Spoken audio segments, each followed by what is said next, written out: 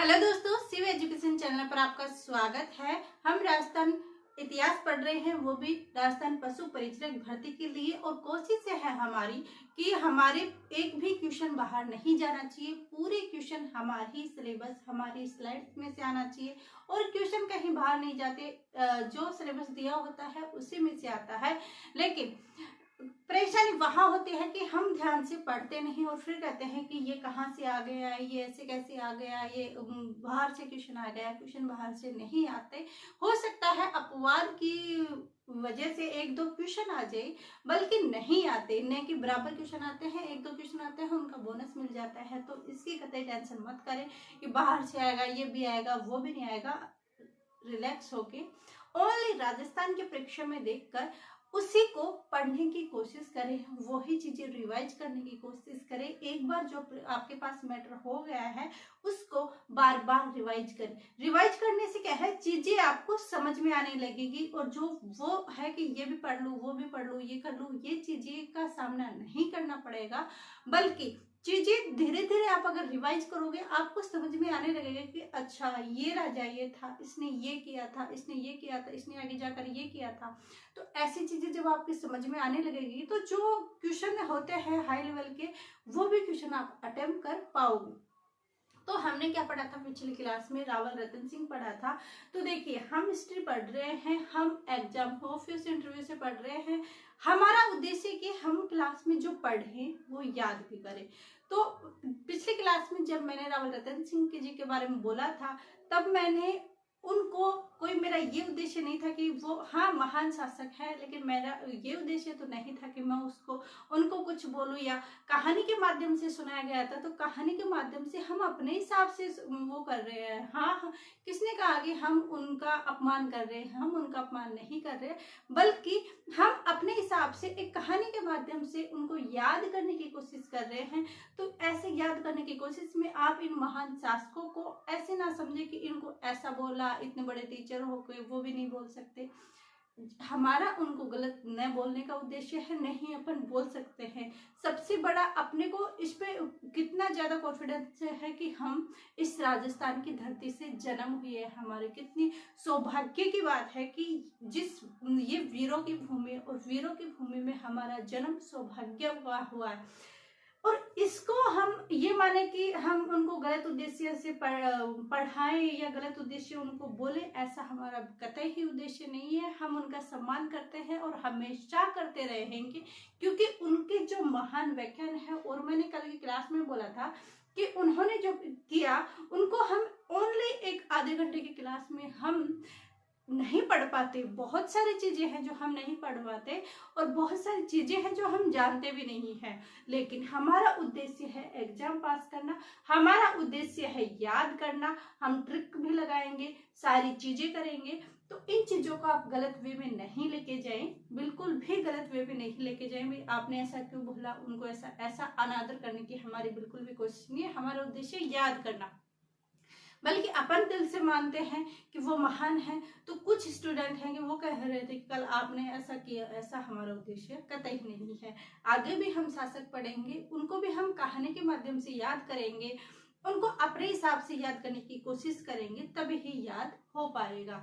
इसलिए आप प्लीज गलत वे में कोई भी चीजें मत लेके जाएगा, चाहे वो ट्रिक हो, चाहे वो याद करने का उद्देश्य हो। ठीक है, तो चलिए आज हम पढ़ते हैं। हमने अंतिम शासक रावल रतन सिंह पढ़ा था। उसके बाद चित्तौड़ का शासक किसको सौंप दिया जाता है? खिजरका को सौंप दिया जाता है, और चित्तौड़ का नाम बदलकर खिजराबाद कर दिया जाता है। अलाउद्दीन जी ने कर दिया, अलाउद्दीन ने कर दिया। उसके बाद वहां का शासक कौन बनता है? खिजरका चला जाता है दिल्ली, तो वहां का मुछला मालदेव को बनाया जाता है। किसको बनाया जाता है? मुछला मालदेव को बनाया जाता है। ऐसे चलते चलते ये कहानी चलती है 1364 तक। कब चलती है? 1326 तक। कब चलती है? 1326 तक चलती है। 1326 तक जाते जाते हमारी स्थिति थोड़ी सुधरने लगी, क्योंकि जब साका हुआ था तब न जाने कितने लोग वहां पर मारे गए थे, कितने भयंकर वहां पर कत्लेआम हुए गए थे। तो इस वजह से हमें इतना टाइम लगा कि हमारा चित्तौड़ का शासक वहां का अलाउद्दीन खिलजी के में कब्जे में रहा, लेकिन आते आते हमने उसको लिया 1326 में। तो 1326 में कौन सा शासक आता है, तो इस चीज की जानकारी के लिए हम पहले थोड़ी सी हिस्ट्री जान लेंगे। इस वजह से, क्योंकि हमने पढ़ा था कि पहले ये शासक दो शाखाओं में बने थे, राणा और राहा। किसके समय में बने थे, रण सिंह या करण सिंह के समय? किसके समय? रण सिंह या करण सिंह?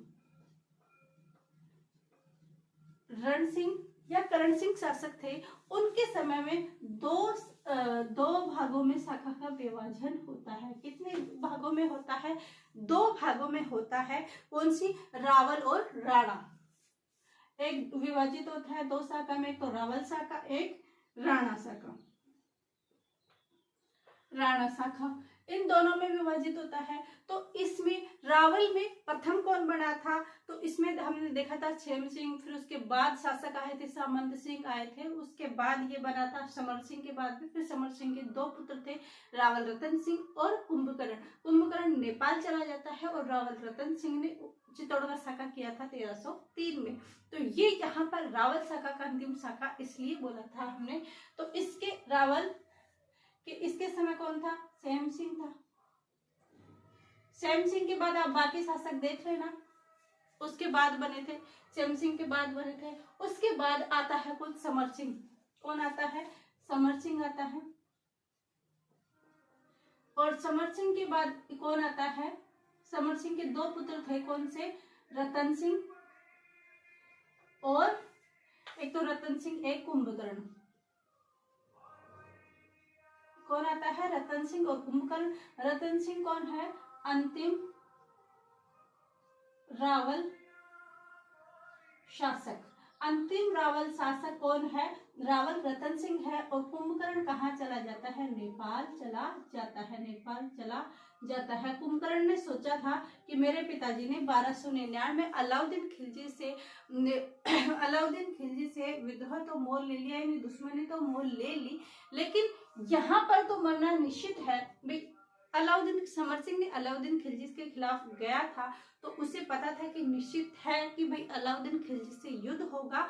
तो इस चक्कर से यह कहाँ चला जाता है? नेपाल चला जाता है, और यहाँ का शासक रावल रतन सिंह को किया जाता है। उसके बाद दूसरी शाखा थी राणा, और प्रथम राणा कौन बना था? राहब।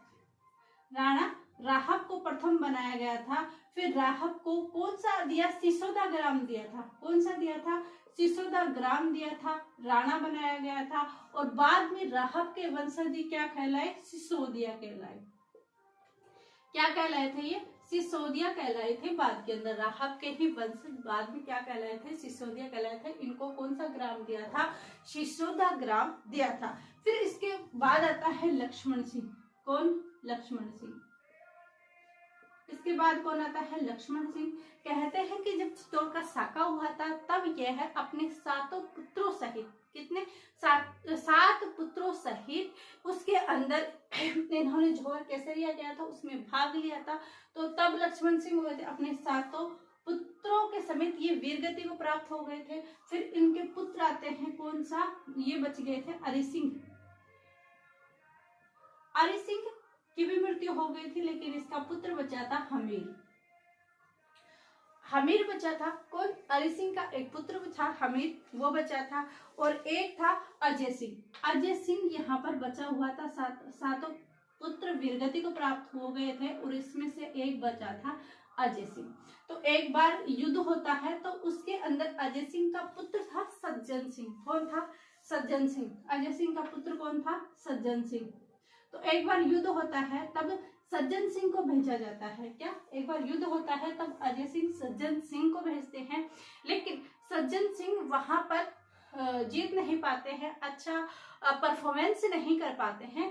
इस वजह से फिर अजय सिंह को हमीर ने बोला कि मैं चला जाता हूँ, नेक्स्ट कोई अभियान या कुछ था उसके अंदर, तो हमीर अच्छा परफॉर्मेंस करता है।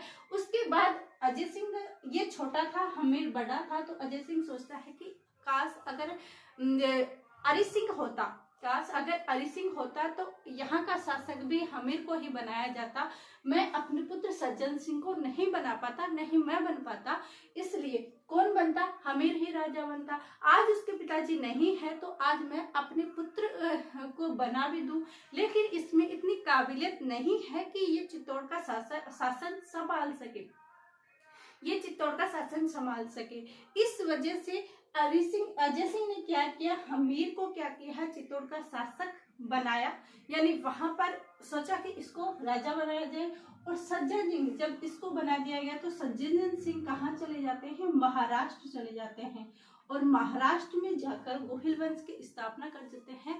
और फिर आगे कहा जाता है कि आगे पीढ़ियों के बाद महाराष्ट्र से जो शिवाजी थे वो इन्हीं के वंशज थे। महान शासक जो शिवाजी हुए थे वो इन्हीं के शासक। तो अजय सिंह के ऐसे सज्जन सिंह कहाँ चले गए? महाराष्ट्र चले गए। अरि सिंह थे आते हैं, अरि सिंह की मृत्यु हो जाती, वीरगति को प्राप्त हो जाते हैं। किसके समय? चित्तौड़ का प्रथम शाका हुआ था 1303 में तब। और उसके बाद हमीर हमारे पास आता है अरि सिंह का पुत्र। तो हम यहाँ पर लिखेंगे हमीर सिसोदिया।